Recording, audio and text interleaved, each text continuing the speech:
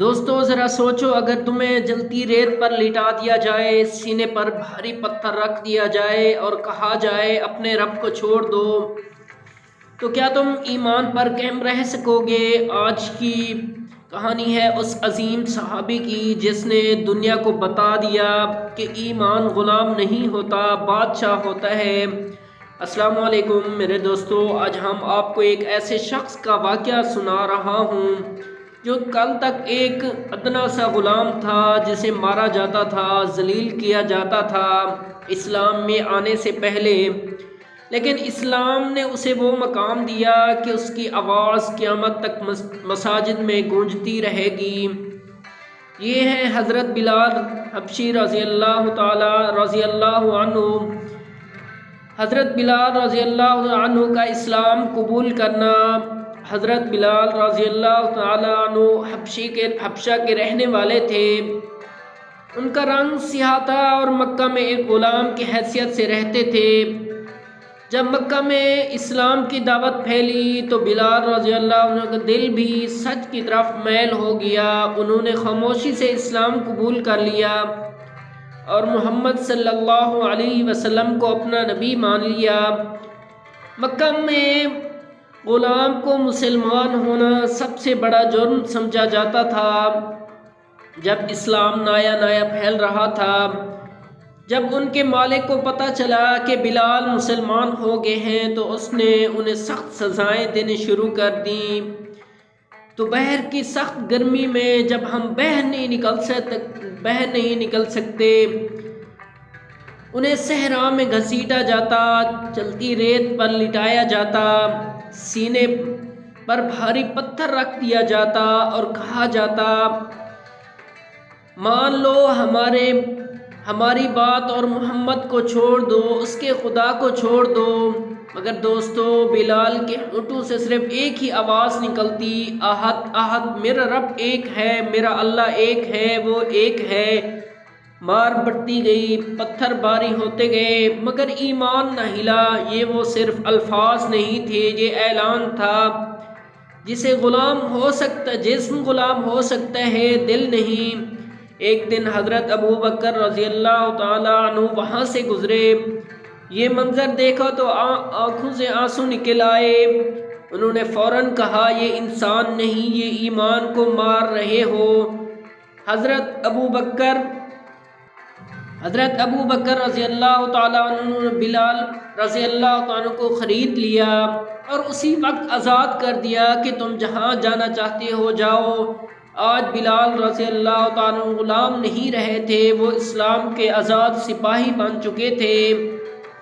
جب مسلمان مدینہ ہجرت کر گئے، مدینہ میں اسلام کو عزت ملی، مسجد بنی، جماعت قائم ہوئی۔ اب سوال تھا لوگوں کو نماز کے لیے کیسے بلایا جائے۔ اللہ کی طرف سے اذان کے الفاظ عطا ہوئے۔ نبی کریم صلی اللہ علیہ وسلم نے فرمایا بلال اذان دو، تمہاری آواز بلند ہے۔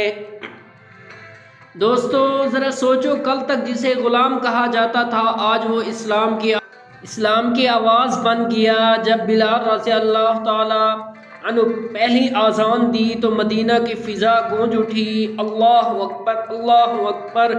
تو دوستو سوچو کیسا منظر ہوگا، شاید فرشتے بھی سن رہے ہوں گے۔ بلال رضی اللہ تعالی عنہ کو حضور صلی اللہ علیہ وسلم سے بے حد محبت تھی اور حضور صلی اللہ علیہ وسلم بلال سے بھی محبت کرتے تھے۔ حضور صلی اللہ علیہ وسلم نے فرمایا میں نے جنت میں تمہارے قدموں کی آواز سنی، اے بلال۔